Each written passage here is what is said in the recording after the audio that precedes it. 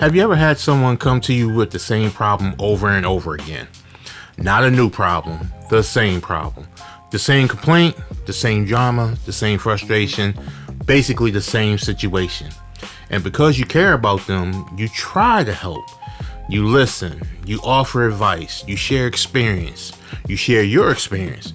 You may even go out of your way to help them. And a week later, they're right back where they started. Now, at first, you may think maybe they didn't understand, maybe they need more encouragement, or maybe they need another perspective. But after the 10th conversation, the 12th conversation, and the 100th conversation, you gotta start asking yourself a question. Do they actually want help, or do they just want an audience? Today, I want to talk about something that a lot of people have experienced, but don't always know how to put into words. Why some people stay miserable, and more importantly, why some people don't actually want to stop being miserable. Most decent people want to help. If your friend loses a job, you want to help. If a family member is struggling, you want to help. If somebody's having relationship issues, and boy, we know they keep them. Financial problems, health concerns, whatever. Most of us naturally want to help because helping does feel good. It feels productive. It feels like we're making a difference. Not every person who's asking for help is actually looking for a solution. Sometimes they're looking for validation. Sometimes they're looking for sympathy. Sometimes they're looking for someone to simply agree with them. And sometimes they're looking for permission to keep doing exactly what they've been doing. And that's where shit gets tricky. One thing I noticed over the years is that people often confuse help with comfort. Comfort feels good. Help often doesn't. Comfort says, you're right, it's not your fault. Everyone else is the problem. Help sounds more like you might need to make some changes. You may be contributing to the situation. You might need to look into the mirror. And we all know how people feel about accountability. And let's be honest, most of us would rather hear comfort than accountability.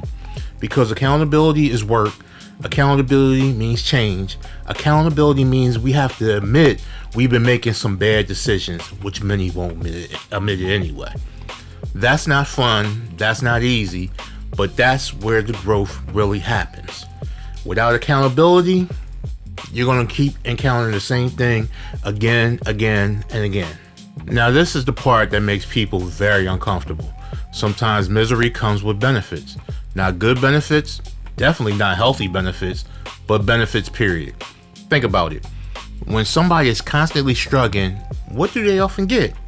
They get attention, they get sympathy, they get understanding, and they get support. People checking in on them, people listening to them, people worrying about them, and some people thrive on that. Now let me be clear, I'm not saying everybody who's struggling is doing it on purpose. Not at all. Life is hard, and especially now. Bad things happen, people go through real pain. What I'm saying is that sometimes people get so accustomed to the attention that comes with their problems that they don't know who they are without those problems. Their struggle becomes their identity. The pain becomes their identity. Their hardship becomes the thing that defines them. And once that happens, solving the problem can actually get scary to them. Because without that attention, in their eyes, they have nothing. Because if you spent years blaming your boss, what happens when you get a better job? If you spent years blaming your ex, what happens when the excuse is gone? If you spent years blaming everybody around you, what happens when there's nobody left to blame? Change sounds great in theory until it requires us to become a different version of ourselves. And that's where many people get stuck. Not because they can't change, but because change forces them to leave behind a familiar version of themselves they didn't got oh so comfortable with. Even that version is miserable. Tell me, I know you people know people out here like that. You might even be one of them. This is a lesson a lot of people learn the hard way. There comes a point where helping someone turns into enabling them. You know what that looks like. You keep giving advice they never take. You keep solving problems they keep recreating. You keep rescuing them from consequences they keep falling back into. And after a while, you start to realize something. You're working harder on their life than they are. Let me run that back again. You're working way harder on their life than they are. That's usually a sign something's wrong. because nobody can want change for another person more than that person wants for themselves. And a lot of you guys got friends out here just like that. Hell, you're probably going to talk to them after you see this video, but you need to send this video to them. So, what can we do? Do we stop caring? No. Do we stop loving people? Of course not. Do we stop helping?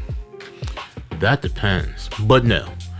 But we learn the difference between supporting somebody and carrying somebody. We learn the difference between compassion and enabling. We also learn that we can listen without becoming responsible for someone else's choices. And most importantly, we understand that every person has to decide for themselves when they're tired of their own excuses. Because the only person that believes the excuse is the person that's giving it.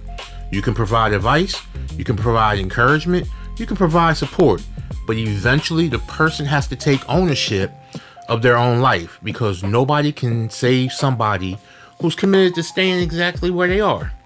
And that's not being mean, that's not being cruel. That's just keeping it 100. That's reality. But you know what? I love to hear from you guys. Have you ever helped someone who kept asking for help but never seemed interested in changing anything?